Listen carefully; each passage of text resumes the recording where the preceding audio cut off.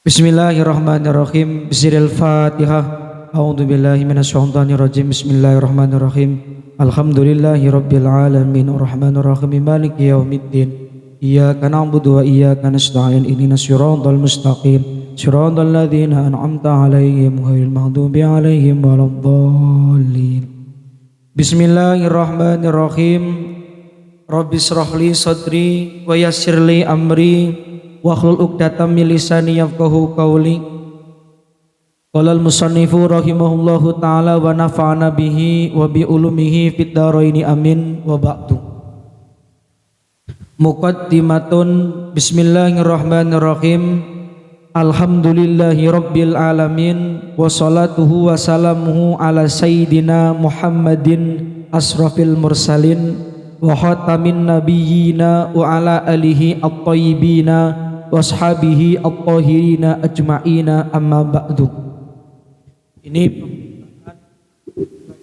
atau mutolaah, kita belajar bareng ya. Kita belajar bareng, ngaji bareng kitab Adabul Alim wal Muta'alim. Jadi di sini saya tidak marahi, tidak menggurui, tapi mutolaah, kita belajar bareng, kita ngaji bareng. Karena tak niati untuk belajar bareng, ya kalau ada kesalahan itu wajar begitu. Kitab Adabul Alim wal Muta'alim itu karya pendiri Nahdlatul Ulama Mbah Hasyim Asy'ari. Adabul Alim, adabnya seorang alim, kiai, ulama, guru. Jadi ternyata kalau selama ini yang kita pahami yang harus punya adab itu hanya santri saja, harus murid saja, ternyata tidak. Dari judulnya sudah bisa memberikan penjelasan secara umum bahwa isi kitab ini mengenai adab bagi santri, ya kan, plus untuk guru. Adabul alim, adabnya guru wal muta'alim, dan para santri, orang yang ngaji, orang yang belajar, para siswa, para siswi, begitu. Segala puji bagi Allah Tuhan semesta alam. Rata-rata pengarang kitab ketika mengarang karyanya pasti dengan pujian dan sholawat salam begitu. Alhamdulillahirabbil alamin. Jadi segala puji, kita bisa ngajak, kita bisa ngajar, kita bisa belajar, kita bisa ngaji, kita bisa beribadah, sholat, puasa, zakat, mungkin kita haji, itu semuanya bukan karena kekuatan kita, tapi karena nikmat dan rahmati Gusti Allah begitu. Semuanya lah, apapun. Makanya kalau cara santri ketika memanai la haula wala quwata illa billah, la haula apa? Ora ana doyo sumingkir saking maksiat, ya kan, wala quwata lan ora ana kekuatan nglakoni ibadah, ya kan, iku maujud illa billah, itu. Jadi bahwa kita menghindar dari kemaksiatan, kita tidak melakukan kemaksiatan, itu bukan karena kekuatan kita tidak maksiat, tapi karena apa itu? Kekuatannya Gusti Allah. Sama sekarang kita ngaji, kita mutolaah, kita belajar, ini bukan karena kehebatan kita, bukan karena kekuatan kita, tapi karena siapa? Illa billah, Gusti Allah begitu. Karena ngaji kita itu yang memberikan kekuatan adalah Allah, pantas gak kita sombong? Gak pantas begitu. Kita apal Quran, kita apal Alfiyah, kita apal Imriti, kita apal tafsir, bahkan mungkin semua kitab tafsir kita di luar kepala kita hafal, itu pun jangan disombongkan, karena itu fadlun minallah, yang memberikan adalah Gusti Allah. Jadi semuanya lah kebaikan yang kita lakukan, kesolehan itu bukan karena kekuatan kehebatan kita. Salawat salam semoga tercurahkan kepada junjungan kita Nabi besar Nabi Agung Muhammad sallallahu alaihi wasallam, khatamin nabiyyin, yang menjadi pemungkas para nabi, penutup para nabi. Jadi kalau ada orang yang ngaku nabi, yang kan, itu pasti bohong, dusta. La nabiyya ba'dah, tidak ada nabi setelah kanjeng Nabi Muhammad sallallahu alaihi wasallam. Kemudian salawat salam kepada keluarganya, kepada para sahabatnya. Faqad ruwiya an Aisyata radhiyallahu taala anha an Rasulullah sallallahu alaihi wasallam qala haqqul waladi 'alal walid ayuhsina ismahu wa yuhsina murti'ahu wa yuhsina adabahu. Dalam muqaddimahnya Mbah Hasyim menukil satu hadis yang disampaikan oleh kanjeng Nabi Muhammad sallallahu alaihi wasallam. Haqqul walad ala walidihi, tentang haknya anak atas orang tua. Yakni kalau kita membaca kitab ini ada tiga. Ada berapa? Tiga. Yang pertama, hendaknya orang tua itu ayuhsina ismahu, ya kan, memberikan nama yang terbaik kepada putra putrinya, kepada anaknya. Lah sekarang ki ya Allah ya Rabbi Mas, Mbak, ya kan, kadang nama aku ya sementing nama gitu nih Google langkah artinya langkah maknane lah, itu nggak boleh, itu nggak boleh. Jadi bagi orang tua, kelak kita juga bakal jadi orang tua, itu ketika memberikan nama untuk putra putrinya itu yang paling terbaik. Bahkan begini, sunnah untuk nama laki-laki itu ada nama Muhammadnya atau Ahmad. Nah itu memberikan keberkahan tersendiri. Jadi kalau anak laki-laki itu ada Ahmadnya atau Muhammadnya. Nah itu jadi memberi nama yang terbaik kepada anak, kepada putra putrinya itu adalah haknya orang tua. Nah itu kewajiban orang tua kepada anak, itu memberi nama yang paling terbaik. Lah sekarang namanya ya Allah ya Rabbi janji gelem, apalagi ini juga nggak bagus. Sudah memberi nama yang paling terbaik kepada anaknya, tapi biasanya ketika nyampe pondok dipanggilin nama, ya kan, nama lakop, ya kan, nama samaran kan. Anasi dundange jendo lah, anasi dundange kentung lah, anasi dundange wis pirang-pirang gue. Itu tidak bagus, itu tidak baik. Nah itu adalah haknya anak atas wong tua memberikan nama yang paling terbaik. Itu akil artinya orang yang berakal, lutfi orang yang lembut, bagus. Tapi sekarang namaku Tio, ya kan, apa artinya gue? Langka artinya Sandi, langka artinya lagu gue, ya kan, Andika langka artine, Dani bahkan gue langka artine lah gue. Buat artine buat apa gue? Padahal kalau kita ngaji kitab ini, kitab apa Adabul Alim, dalam muqaddimah Baqasim menyampaikan satu hadis dalam muqaddimahnya, haqqul walad ala walidihi, ala walidihi. Yang pertama ayuhsina ismahu, memberikan nama yang terbaik itu adalah kewajiban orang tua kepada anak. Nah itu jadi gini ya Mas ya, ternyata bukan saja anak yang durhaka kepada orang tua, tapi ternyata ada juga orang tua yang durhaka kepada anak. Siapa? Ya tadi itu, orang tua yang tidak memenuhi kewajiban anaknya kepada anak, begitu. Namanya serampangan, namanya janji gelem, itu orang tua yang dolim kepada anaknya. Itu apa mana kok misalkan anak-anak arane syaitoni rojim lah, ya wis banget dolime gue orang tadi kok syaitoni rojim, haram, nggak boleh. Yang kedua yuhsina murtiahu, memberikan ASI yang terbaik, memberikan ASI, memberikan makanan yang terbaik kepada anak. Yang ketiga yuhsina adabahu, yang akan memberikan pendidikan adab, itu juga kewajiban orang tua. Mas, Mbak, pertanyaan saya, sekarang banyak nggak anak yang ngomong kasar kepada orang tuanya? Banyak nggak? Banyak. Sekarang banyak nggak anak yang ngomongnya janji gelem, keluar kata-kata yang kurang pantas? Banyak nggak sekarang? Banyak. Para siswa-siswi sekarang banyak, SD, SMP, SMK banyak sekarang. Itu yang dosa, itu orang tuanya. Kalau orang tuanya tidak pernah mengajarkan adab kepada putra putrinya. Jadi mengajarkan adab itu juga bagian daripada kewajiban orang tua kepada anak. Makanya kalau anaknya itu tidak beradab, ngomongnya kasar, ngomongnya janji gelem, ngomongnya saru, ya kan, itu nanti dosanya juga untuk orang tua. Sekali lagi, ternyata kewajiban orang tua itu memberikan pendidikan adab kepada anak. Sekarang miris, siswi sekarang ngomongnya kasar, ngomongnya saru, ngomongnya dolim dan sebagainya. Dah. Wa an Ibnu Sirin radhiyallahu taala anhu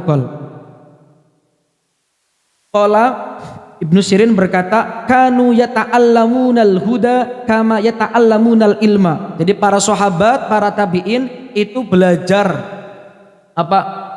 petunjuk, al-huda, mencari petunjuk itu seperti orang yang belajar ilmu, begitu. Wa anil Hasan al-Basri radhiyallahu taala anhu qala, in kana ar-rajulu la yakhruju fi adabi nafsihi as-sinina thumma sinina. Jadi kata Imam Hasan al-Basri, salah seorang tabi'in yang luar biasa, yang masyhur, itu menyampaikan ada seorang pemuda, ya kan, yang keluar, yang pergi dari tempat tinggalnya, ya kan, untuk menata adab, untuk belajar adab itu beberapa tahun. Jadi aparannya ya, kalau kemudian kita merasa adabnya kurang, ilmunya kurang, ya maka kita merantau untuk mencari adab, untuk belajar adab. Tadi yang dikatakan Imam Hasan Al-Basri, in kana ar-rajulu la yakhruju fi adabi nafsihi asinina tsumma sinina. Jadi ada seseorang yang kemudian keluar dari desanya, tempat tinggalnya itu untuk belajar adab. Itu beberapa tahun, bukan cuma sehari dua hari, beberapa tahun. Ini menunjukkan sebuah dalil bahwa belajar adab itu bagian daripada fundamental dalam agama. Wa an Sufyan bin Uyainah radhiyallahu taala anhu, anna Rasulullah sallallahu alaihi wasallam huwa al-mizan al-akbar. Kata Sufyan bin Uyainah bahwa Rasulullah sallallahu alaihi wasallam itu adalah al-mizanul akbar, adalah timbangan yang agung, adalah contoh yang agung, contoh yang luar biasa. Wa alaihi tu'radu al-asya'u ala khuluqihi, dan dalam dirinya Kanjeng Nabi Muhammad sallallahu alaihi wasallam itu ditampakkan budi pekerti yang mulia, ditampakkan akhlak-akhlak yang unggul, begitu. Wasiratihi, dan tindak tanduk yang luar biasa, wahudahu, dan ada petunjuk-petunjuk yang disampaikan. Nah itu. Tolong diusir, akil dulu diusir. Diusir.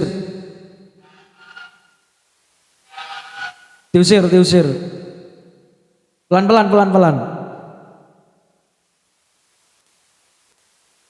Iyo, usir. Baik, jadi kata Sufyan bin Uyainah bahwa Rasulullah Shallallahu Alaihi Wasallam, ya kan, itu adalah al-mizanul akbar. Apa tadi? Timbangan akbar, timbangan besar. Mananya ya orang yang bisa yang harus kita jadikan contoh begitu.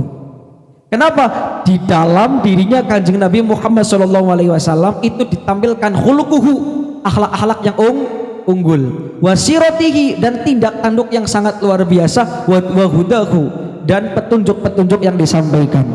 Fama wafaqaha fahuwa al-haq. Jadi cara terjemahan bebasnya, kalau dalam diri kita itu meniru sesuai dengan apa yang dicontohkan oleh Kanjeng Nabi, maka al-haq, itu benar, itu bagus. Tetapi kalau wama khalafaha fahuwa batil. Tapi kalau perilaku kita, ucapan kita, mata kita, tindak tanduk kita tidak sesuai dengan Kanjeng Nabi, maka batil, maka itu keliru, itu salah, seperti itu. Nah itu Kanjeng Nabi, melampahnya, daharnya, sareknya, tidurnya, cara melihatnya, semuanya itu akhlak. Kalau kita ya jauh dari kata sempurna, jauh dari kata akhlak, jauh ketika kemudian kita dijajarkan, disandingkan dengan Kanjeng Nabi. Tapi kita ya harus berusaha lah, harus berusaha. Nah, wa an Habib bin Syahid qala libnihi, perhatikan baik-baik. Habib Asy-Syahid menyampaikan kepada putranya, wahai anakku, ishab al-fuqaha, belajarlah kau atau bergaullah, bertemanlah kau dengan ulama-ulama fikih, wa ta'allam minhum adabahum, dan belajarlah dari ulama-ulama fikih, belajar adab. Nah itu Habib Asy-Syahid menyampaikan kepada putranya. Ini menunjukkan saking pentingnya adab. Fa inna dzalika ahabbu ilayya min katsirin minal hadis. Maka ketika kau bergaul, berteman dengan ulama-ulama ahli fikih dan kau belajar adab daripadanya, itu jauh lebih aku cintai daripada kau belajar hadis. Nah itu. Dan sekali lagi ini menunjukkan betapa pentingnya itu adab. Al-adab fauqal ilmi, al-adab qoblal ilmi. Adab dulu ketimbang ilmu, adab di atas ilmu, begitu. Wis ini pirang-pirang Bakasi menyampaikan. Jadi kayak sekarang ini, ya Allah ya Rabbi, kayak sekarang ini kalau cara saya, Indonesia itu tidak kekurangan orang pinter, ya kan? Indonesia tidak kekurangan orang pinter, tapi kekurangan orang jujur. Yes. Sementara jujur itu bagian daripada adab, karena urusannya hati. Kalau pinter mas, itu urusannya akal. Lah itu. Karena itu bedakan antara taklim dengan tarbiyah. Kalau taklim Mas itu hanya transfer ilmu. Tapi kalau tarbiyah itu bukan cuma ilmu, tapi tadi itu adab, akhwalnya itu. Jadi kalau taklim itu ya sudah 1 tambah 1 sama dengan 2, itu transfer ilmu. Tapi kalau tarbiyah tidak. Lah di pondok itu yang paling kemudian diutamakan itu bukan taklimnya tapi tarbiyahnya. Itu yang paling utama, itu yang paling diutamakan, yang paling diunggulkan begitu. Kalau masalah ilmu di sosial media banyak, kita belajar Jurmiyah, belajar Imriti, belajar Alfiyah, bahkan ngafsai kitab Adabul Alimal Muta'alim. Ada nggak di YouTube? Ada. Tapi bukan karena cuman masalah transfer ilmu, dapat ilmu kita pinter. Ada sesuatu yang jauh lebih penting, yakni masalah adab. Jadi pondok diajarkan adab dengan teman, adab dengan kitab, adab dalam majelis, adab dengan guru, adab dengan orang tua. Seperti itu. Nah, ini saya rasa yang tidak bisa kemudian ditemukan di lembaga-lembaga yang lain. Beda antara orang anak yang mondok dengan anak yang tidak mondok itu beda. Nah, waqala Ruwaim radhiyallahu taala anhu, salah satu ulama tasawuf. Imam Ruwaim mengatakan, ya bunayya, wahai anakku, ij'al ilmaka milhan. Wahai anakku, jadikanlah semua ilmumu itu seperti uyah, seperti garam. Wa adabaka dakikon, sementara adabmu, tingkah lakumu itu seperti apa? Tepung. Bahan pokok itu tepungnya apa garamnya? Tepungnya. Artinya apa itu? Ya tadi, bahwa ilmu sehebat apapun ya kan, tetap yang namanya adab harus porsinya lebih banyak. Itu maksudnya apa? Ilmumu sebanyak apapun tetap itu milhan, garam. Nah itu garam, maka porsinya tetap harus lebih banyak tepungnya. Nah itu karena pokoknya kan di tepung adab. Nah itu maksudnya bahwa adabnya itu seakan-akan menjadi tepungnya. Artinya porsinya adab itu diharapkan lebih banyak ketimbang ilmunya. Jadi diharapkan adabnya, akwalnya, tingkah lakunya itu kalau orang masak ya seperti tepung, bahan pokok begitu, bahan pokok lebih banyak. Wa qala Ibnu Mubarak radhiyallahu taala anhu, nahnu ila qalilin minal adabi akhwaju minna ila kathirin minal ilmi. Apa artinya itu? Bagiku, menurutku, kata Ibnu Mubarak begitu, sedikitnya adab itu jauh lebih penting, jauh lebih dibutuhkan daripada banyaknya ilmu yang jelas tanpa adab. Jadi banyaknya ilmu tapi tanpa adab, ya lebih baik sedikit ilmu tapi dengan adab. Lah itu. Dah. Wakila li imamina Asy-Syafi'i radhiyallahu taala anhu, kaifa syahwatuka li adab faqala. Jadi ada yang pernah berkata kepada Imam Asy-Syafi'i, wahai Imam Asy-Syafi'i, kaifa. Jadi ada seseorang yang bertanya kepada Imam Asy-Syafi'i, begini pertanyaannya, Imam Syafi'i, kaifa syahwatuka li adabi, bagaimana keinginanmu mengenai adab, tentang adab. Faqala, jawabnya Imam Asy-Syafi'i, asma'u bil harfi minhu fatawadda aqdoi annalaha asma'an tatana'amu bih. Nah itu, ketika aku mendengar satu huruf bagian daripada adab, maka semua anggota badanku merasa nikmat, merasa enak. Nah itu kata Imam Syafi'i. Terus pertanyaannya, wakila lahu wa kaifa talabuka lahu, dan seperti apa kau mencari adab? Maka jawabannya, qala talabul mar'ati al-mudhillah waladaha walaysa laha ghairuhu. Aku mencari adab, aku belajar adab itu bagaikan seperti ibu yang kehilangan anak satu-satunya. Nah itu sebegitu nih. Kira-kira sanggar anak ibu punya anak satu, kemudian anaknya hilang. Kira-kira getine karo santai apa serius? Santai apa serius? Serius. Nah, seserius itulah Imam Syafi'i ketika belajar adab. Bagikan seorang perempuan, seorang ibu yang mempunyai anak satu-satunya dan anaknya hilang, maka seserius itulah Imam Syafi'i itu belajar adab. Nah, itu luar biasa sekali. Thalabul mar'ati al-mudhillah, ya kan, seperti mencarinya seorang ibu terhadap putri satu-satunya yang hilang. Dah. Waqala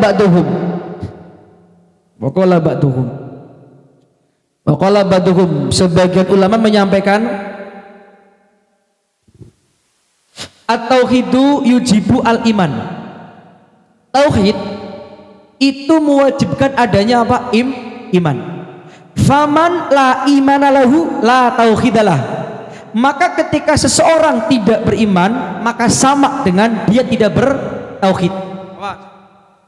Kata para ulama, sebagian ulama, ya kan, tauhid itu wajib adanya iman. Maka siapa orangnya yang tidak beriman, maka dia tidak bertauhid. Tetapi iman itu wal imanu yujibu asyariata. Tetapi iman itu mewajibkan adanya syariat. Maka faman la syari'ata lahu la imana lahu.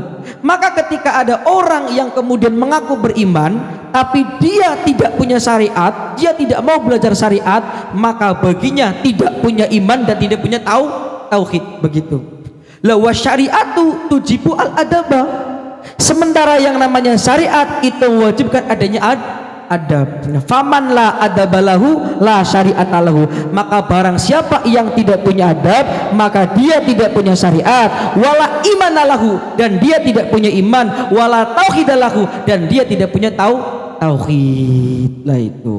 Jadi tauhid mewajibkan iman mewajibkan syariat, dan syariat mewajibkan adab. Dan barang siapa orang yang tidak punya adab, maka dia tidak punya syariat, dia tidak punya iman, dan dia tidak punya tauhid. Maka pertanyaan saya, belajar tauhid, belajar adab, ngerti adab itu penting atau tidak? Pentingnya luar biasa. Ya tadi, orang duwe adab ya sama orang duwe syariat, orang duwe syariat ya sama orang duwe iman, orang duwe iman ya sama orang duwe tauhid. Maka pentingnya luar biasa. Nah mas, kan ini penting. Coba sekarang, kan kita 17-an besok, ya kan. Berapa banyak sekarang perlombaan 17 Agustusan yang diadakan oleh para panitia perlombaan yang bertentangan dengan syariat, bahkan menurunkan, merendahkan harga martabat manusia. Lah itu. Karena itu saya sampaikan, para panitia perlombaan 17 Agustus, lah itu, awas ketika bikin perlombaan itu jangan perlombaan yang menurunkan muruah manusia, martabat manusia. Lah itu bahaya sekali. Itu bahaya sekali. Niati syukur tasakuran 17 Agustus, tapi banyak kok perlombaan yang di saat bersamaan katanya tasakuran untuk kemerdekaan, tetapi justru malah kalau cara saya itu merendahkan martabat manusia, bahkan merendahkan mungkin para founding father yang sudah capek keringat bahkan darah untuk negara Indonesia. Lah itu apa perlombaan nih? Yuk gini makan kerupuk karo merangkak, makan kerupuk karo kayang, anak lanang dadi wadon, karnaval juga sama wadon dadi lanang. Itu gak pantes dong, wis tutup lah, wis cukup lah dong kayak gue. Ya tadi itu dari Mbak Kasim Asyari gue, ya kan. Faman la adabalahu la syari'atalahu wala imanalahu wala tauhidalahu. Uang sing ora duwe adab ya sama ora duwe syariat, ora duwe syariat, ora duwe ora duwe tauhid, ora duwe iman. Tadi itu. Dan sekali lagi, tolong para panitia perlombaan 17 Agustusan, tolong jangan ada perlombaan yang malah menurunkan, mengurangi, merendahkan martabat muruah manusia. Lah itu. Ana maling perlombaan yang pakainya pisangnya diikat di badannya wong lanang, nanti wong wadone malah maem, itu kan malah ada nuansa kayak aduh, ya kan? Ya Allah ya Rabbi. Lah itu yang seperti itu. Lanang dadi wadon, wadon dadi lanang, mutahon nisat mutarojilat. Ya nggak bisa. Tadi kata Mbak Kasim Asyari itu. kata Mbak Qasim Asy'ari, faman la adabalahu la syari'atalahu wala imanalahu wala tauhidalahu. Orang yang tidak punya adab maka dia tidak punya syariat, tidak punya iman dan tidak punya tauhid. Itu yang menyampaikan Mbah Qasim lah itu. Jadi bangunlah perlombaan-perlombaan yang mencerdaskan, yaitu bangunlah perlombaan-perlombaan yang justru malah menimbulkan rasa nasionalisme, yaitu bukan malah merendahkan, bukan malah kemudian apa bahasanya keluar dari koridor syariat itu. Jadi hati-hati para panitia karnaval juga sama, jangan banyak ya Allah ya Rabbi. Sekarang ya Allah pernah ada kejadian kayak perlombaan ya mungkin guyon tapi ya tadi kurang bagus banget, mungkin guyon. Jadi ada perlombaan panjat pinang ning dhuwure iki janda lah, janda ning dhuwure gue ya mungkin guyon tapi yang seperti itulah yang seharusnya itu dihindari itu. Jadi wis saatnya ya pikir cerdas aja, ya Allah maning-maning kayak gue, maning-maning kayak gue jeneng langkah peningkatan. Fahadihi kullaha nususun sharihatun wa aqwalun muayyadatun binuril ilhami mufsihatun bi ulul makanatil adabi. Maka keterangan yang tadi disampaikan hadis kaul sahabi itu adalah nas-nas yang sharih, nas-nas yang jelas. Kemudian ucapan-ucapan yang dikuatkan dengan nurul ilham yang menjelaskan mengenai tentang tingginya budi pekerti, tingginya adab. Kemudian sharihatun bi anna jami'al a'mali ad-diniyati qalbiyatan kanat au badaniyatan qauliyatan au fi'liyatan la yutabaru syai'un minha illa in kana mahfufan bil mahasinil al adabiyati wal mahamidi asifatiyati wal makarimi al khuluqiyati. Dan itu juga menjelaskan menjadi sebuah dalil bahwa amal-amal ibadah atau perbuatan yang dilakukan oleh kita semuanya yang sifatnya itu agama, baik itu qalbiyah hati, au badaniyah utawa fisik, qauliyah ucapan, au fi'liyah utawa penggawe, itu layu tabaru tidak dianggap, tidak dihitung ya kan, kalau tidak disertakan dengan yang namanya adab dan budi pekerti. Jadi segala kebaikan amal agama apapun yang kita lakukan kalau tidak disertai dengan adanya adab lalayu takbar, itu tidak dianggap, tidak dihitung begitu. Dah. Wa bi anna tahliyatal amali bil adabi ajilan alamatu qabulihi ajilan. Dan segala kebaikan, segala ibadah yang dibungkus dengan menggunakan adab itu juga menjadi ciri diterimanya ibadah itu sendiri lah itu. Wa bi annal adab kama yahtaju ilaihi al muta'allim fi aqwali ta'allumihi yatawaqqafu alaihi al muallimu fi maqamati ta'limihi. Dan terjemahan bebasnya ya bukan cuman santri, bukan cuman siswa yang harus punya adab, tapi guru juga harus punya adab lah itu. Udah ya sekarang ya begitu gitulah. Guru ya juga kadang-kadang ya itu tuh ucapannya dijaga, kemudian melihat santri, melihat siswa-siswi dengan rasa kasih sayang. Jangan ada guru yang menyakiti siswa-siswinya, apalagi sampai bermain fisik, main kasar begitu. Jadi guru juga penting. Lah ini anak ucapan, guru kencing berdiri maka murid kencing. Nah itu benar. Terakhir, walama balaghat rutbatul adabi ila khadrihil martabati wa kana asmadariku mufassalatihi khafiyatan da'ani ma ra'aitu min ihtiyajil talabati ilaihi wa usri takrari tawqifihim alaihi ila jam'i khadrihi risalah tadhkiratan min nafsi wal qasirin min abna'i jinsi wa samaituha adabul alim wal muta'alim. Intinya yang mendorong beliau Mbah Qasim Asy'ari kemudian mengarang kitab ini karena punya keresahan, akhirnya kitab ini, risalah ini, kitab ini menjadi tadhkirah, menjadi pengeling, pengingat linafsi kata Mbah Qasim, untuk diriku sendiri wal qasir, dan untuk orang umum lah, katakanlah seperti itu. Dan aku namakan kitab ini kata Mbah Qasim dengan nama Adabul Alim, adabnya guru, wal muta'alim, dan adabnya santri. Nafa'allahu biha fil hayati wa ba'dal mamati innahu waliyul hasanati. Wa sallallahu ala sayyidina Muhammad walhamdulillahirabbil alamin.